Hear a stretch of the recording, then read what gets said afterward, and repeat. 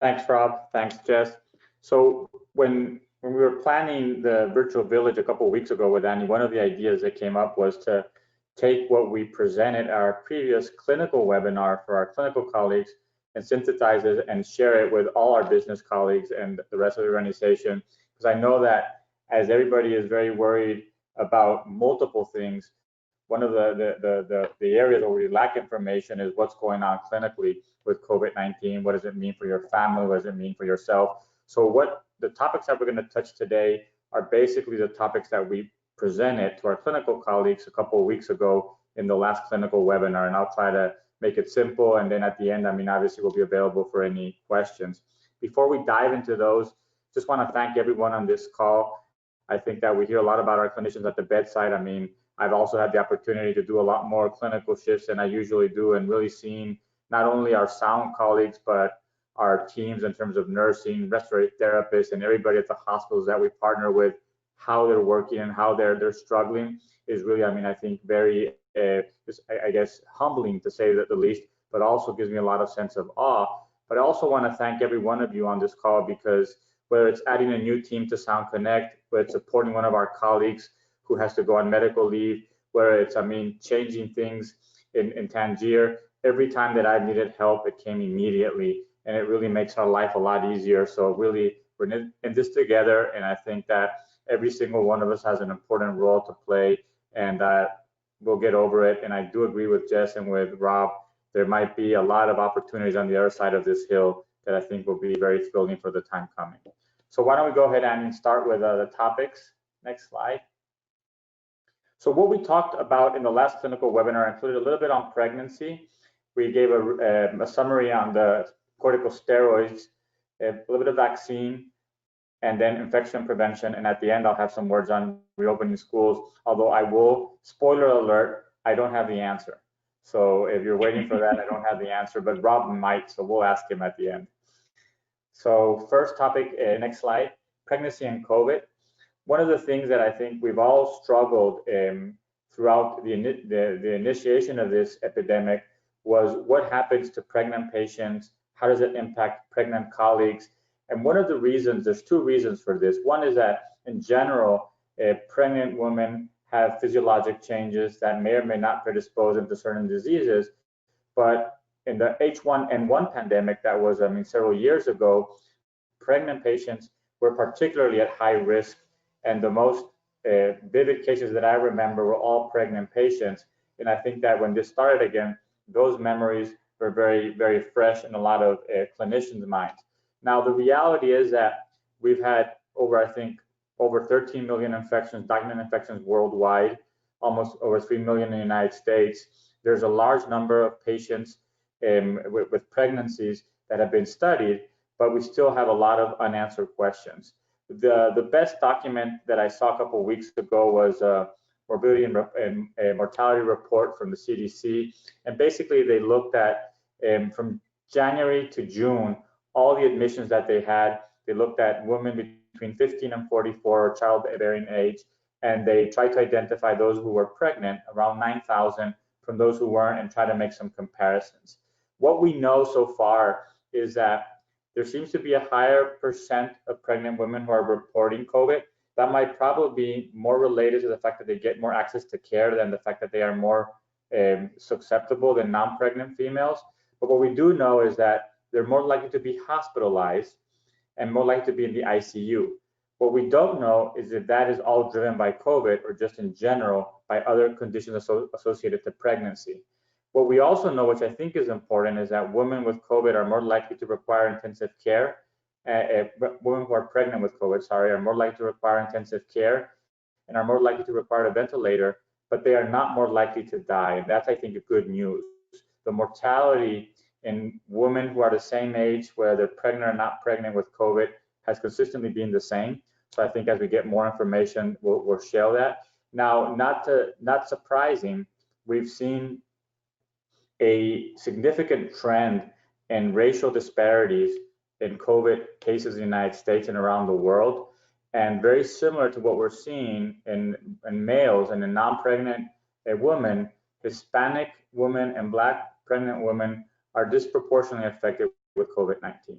And I think that falls within that whole theme of racial disparities in healthcare, systematic racism in terms of how people get access to care. But I think it's something that as clinicians we have to be very, very aware of.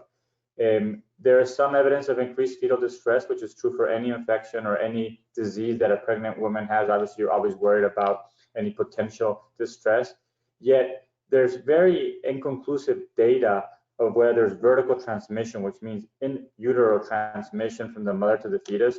There's some isolated reports, but in general, it does not seem to be a major form of transmission. And there are recommendations for women who give birth and are COVID positive in terms of breastfeeding their COVID negative babies. So I think that it's not a universal. So far, I think that this is some of the information that we've gathered. There's still a lot that we need to know, but I think that as we would recommend to any of our colleagues or who are pregnant or any of our patients, I think that taking the precautions necessary to avoid obviously getting any infection are going to be very important. Next slide. This will be shared, I think, with everybody, but these are the CDC guidelines for pregnant women, and you can access them if you need them. And there's a lot of, I think, of information there, and it's also something that's evolving. You may have heard, next slide, please. Over the last several weeks, a lot of excitement about therapies, and I think that unfortunately, every time there's a positive study, you might read about a game changer. The game changers, I mean, is a big word for COVID, because even if we had a lot of therapies, we're still gonna have to deal with a lot of sick patients. But one of the areas that we have talked a lot about since the first webinar on critical care was the use of corticosteroids. Steroids, I mean, such as hydrocortisone, dexamethasone, you may have used it for skin conditions, you may have heard it for diseases like asthma, like rheumatological diseases, are basically very generic and very, very cheap, and they're very potent anti-inflammatory, so they can suppress inflammation, and they're used in multiple modalities within medicine. We have certainly used them on and off for decades in critical care. We still have not figured out what the best way to use them in certain populations, such as the one that have severe respiratory problems like patients with COVID, or what we call ARDS. But since the beginning, there's been a debate of whether we should use steroids or not in COVID patients. The initial guidance was that it should not be used for widespread diagnosis of COVID, but then those patients who were the sickest, who ended up in the intensive care unit on a ventilator, there may be a role to use corticosteroids. And quite frankly, a lot of our programs in critical care were utilizing corticosteroids in that venue. A couple of weeks ago, next slide, a very large clinical trial that was organized by the United Kingdom, which is really, I think, a testament to the way to do science in a pandemic. They basically recruited 176 hospitals from the National Health Service, and they were able to recruit over 12,000 patients to this trial. And what they did is they have one large arm, that's the control. They only get what's called usual care, and then they're testing different therapies, hydrochloroquine, and corticosteroids, plasma, in different groups. And as they get the results, they are sharing these. This was presented in preliminary form, and it's been published today in the New England Journal of Medicine. But to make a long story short, what they found when they studied over 6,000 patients is that those who require oxygen and those who are on mechanical ventilation have a better survival rate when they get 10 days of corticosteroids in the form of dexamethasone. So this is actually now considered level 1, or the highest level of evidence. And right now, any patient who's on oxygen, or definitely anybody who's in our ICU, is getting corticosteroids. It's a change in our practice in that we're using a lower dose and for a shorter time, which might have benefits. But also, I think it's important for you to know that this actually has been shown to make a difference for the sickest patients. If you get COVID at home, don't take corticosteroids. In those patients, as you might see in this Forrester chart, the first says Nalcan received, there seem to be higher risk with corticosteroids than benefits. So this is for people who are severely ill in the hospital, in the intensive care unit, but it's the first large study in a high quality study in COVID that actually shows that there's a medication that can improve survival and decrease mortality. If you treat 25 patients with corticosteroids in the hospital, you'll save one life. So I think it's very powerful. And if you take that to mechanical ventilation, you only have to treat 8 to save one life. So this is good news for sure, and definitely, I mean, I think something that our clinical colleagues at the bedside have welcomed. Next slide. Vaccine update. I think that everybody, every other day I get a text or somebody asking about when the vaccine's coming. Do I have a vaccine? We don't have a vaccine yet. As of this morning, 167 vaccines were being studied. 23 of them already have emerged phase 2 trials. And this is the one that has received the most press because they reported their initial results from their first set of studies in the New England Journal of Medicine this week. And what they found is that they were able to induce antibodies. That's great news, but we still have a long road from there because we still need to figure out if the doses required to induce those antibodies are safe for a big population. And we also have to figure out if those antibodies actually confer immunity or prevent people from getting COVID. So this particular vaccine, which is an mRNA vaccine, it's just the type of the proteins that vaccine attacks or tries to generate the antibodies from, will start the last phase of study, which is the phase 3 studies, on July 27. So this is good news, but I don't realistically think that we're going to get any vaccines to our patients, to ourselves, within the next 6 months. So I think we'll stay tuned in, and as more things pop up, we'll definitely share that. But I think that that we just have to be very careful because this information, we would never be even interested in a vaccine that's in phase 2 if it weren't for a pandemic. This would be buried in the medical literature and nobody would be paying attention to it. So I think that it's good news, but don't expect that vaccine before school starts or within the next couple of months. Next slide. Infection prevention, I think this is probably the most important for all of us from this clinical segment. People have received mixed information. There's been, I think, inconsistent messaging in terms of what are the things that we can and can't do. Unfortunately, a lot of people have taken political positions with the wearing of a mask. So what I wanted to share you is the best available evidence. This is a paper that was published a couple of weeks ago in The Lancet, which is one of our premier medical journals. It's what's called a meta-analysis, which is basically they look at everything that has been published in the topic, and they try to look at the highest quality studies and try to make some conclusions from all these studies in terms of what's the best available evidence. It's a very well done study. They looked at a large number of studies with non-COVID viruses, similar to COVID, like the SARS and the MERS, also looked at studies related to COVID. And what they showed is 3 very basic findings. Physical distancing decreases the risk of transmission of the infection. If you are less than 1 meter away from somebody with COVID, your likelihood of getting COVID on a large number, let's say, is 12.8%. If you go 1 meter away from that person, it drops to 2.6%. I would take that any day. And if you go 2 meters away from that person, it drops even further. So clearly, social distancing makes a huge difference.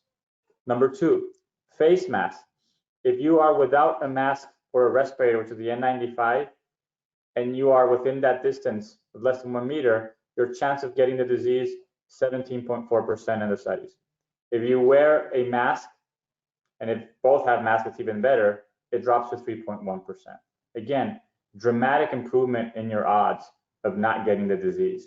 And finally, eye protection has also been shown to decrease significantly the transmission. Now, the eye protection, I want to make a caveat. Nobody really knows if eye protection by itself is better than a face mask. So even though some people think it's more comfortable and gives them a little bit of allure, the way I think about this is you use eye protection on top of a face mask. And that's what we do in the hospital. But I do believe that based on this, there is no reason why we should not be abiding to social distancing. We should not be abiding to the use of face masks when we're in public. And if you want to use face protection, that is fine as well, but don't use it instead of the face mask. So I wanted to also share with you a graphic that I found, that next slide, that I think is also very useful because it kind of quantifies these findings in the realm of real life. And when you think of the risk factors that will increase your likelihood of getting COVID, if you're exposed to COVID, it's the number of people that you're in contact with, either throughout the day or at a single moment. It's the space in which you are when you're in contact with those people. How long are you exposed to those people? So technically, a healthcare exposure is I was within a meter with no protection for 15 minutes or more with a COVID patient. So think about that. So just walking by somebody is very different than being in a bar with a whole bunch of people who have COVID. Location, inside or outside, right? If you're in the same room with somebody for half an hour, it's not the same if you were in a park with somebody who had COVID and was maybe 10 feet away. Surfaces, is it a high touch area? I mean, obviously, I think we're all more aware of that, but buildings, elevators, small places, I mean, there's a lot more handling, more dangerous area. So how high is the incidence at your community? That's very important to be aware of. And my favorite is covidiacy, which is a COVID idiot, is somebody who does not understand what these interventions do. So if the covidiacy rate in your community is high, educate people. Don't be a covidiot, okay? So you'll get these, and as you can see, the biggest risk is nightclubs. And you see the reports of people, 184 people infected in a bar or nightclub in Michigan, 152 people infected in a nightclub, a bar in Texas. I get it, people want to go out, but that's the highest risk. Being outdoor, doing some exercise outdoor will help you, low risk.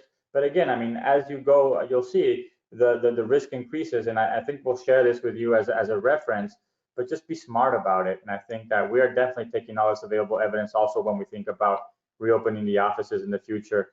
And I think these are all things that are very important. Next slide. I think that might be so in summary, I think that for all of you, frequent hand hygiene, deliberate hand washing, 20 seconds or more, soap and water, or if you use alcohol, it has to be 60% or more of alcohol for 20 seconds. Keep your social distance, 6 feet away between you and non-family members.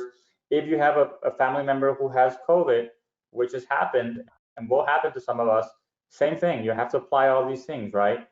Face covering in all public settings, even outdoors if you can assure that you're 6 feet apart, and then be mindful of what you touch and making sure that you wash your hands and minimize touching. So I'll stay on for any Q&A, but I think the last thing that they wanted me to talk about is the opening of schools. I don't have the answer. I think that I read a paper yesterday from the Academy of Psychology, I think it is, for children education. They feel that from a psychological need, obviously, getting kids back to school with their peers has tremendous value. They have to balance that with the safety. I think that we are seeing that that's going to be a local decision based on what's going on in the community. And I really think that there's still evolving information. Every single one of us, I mean, who has kids in K through college is struggling with this right now. And I think that what's important is to just follow what's happening in your community, in your school, understanding what the risks are, educating our children. And I think eventually people are going to go back to school without COVID being gone. So we just have to figure that out. Now, when that's going to happen, I don't know. Rob, any other words, wise words on this that you might have? Oh, well, I don't know if people saw this morning, but the LA Public Schools, which I think is the largest school district in the country, announced that they were online only in the fall because they were above the WHO acceptable rate of 5% positive tests. You know, obviously it has a big social impact.